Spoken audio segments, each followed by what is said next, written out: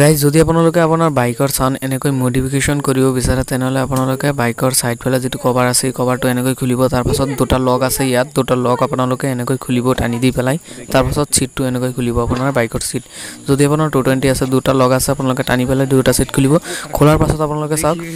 ইয়াত এটা ফিল্টাৰ আছে আপোনালোকে এই ফিল্টাৰটো আপোনালোকে এনেকৈ টানি পেলাই খুলি দিব আপোনালোকে চাওক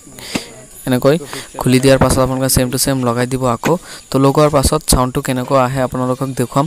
তো আকৌ আপোনালোকে সেম টু সেম লগাই দিব তো গাইস আপোনালোকে সাইড কভাৰটো আপোনালোকে ভালকৈ লগাই ল'ব লগোৱাৰ পাছত চাওক এতিয়া আমি 220 মোৰ ফ্ৰেণ্ডে স্টাৰ্ট কৰিব চাওক সাউন্ডটো কেনেকৈ আহি আছে চাওক আপোনালোকে নিজে শুনক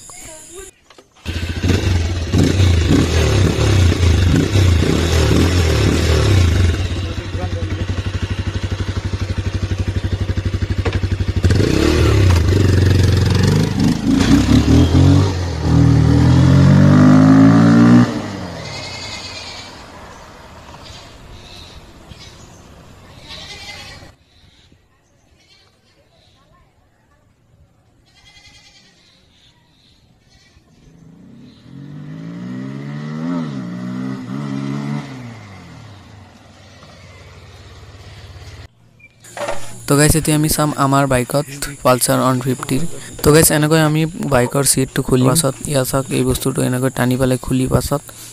ইয়াত থৈ পেলাই আপোনালোকক দেখুৱাম পালসাৰ 150 ৰ সাউন্ড কেনেকুৱা হয় 220 নিচিনা হয় না বেলেগ ধৰণৰ হয় আপোনালোকে চাওক নিজেই চাওক You already know they go all night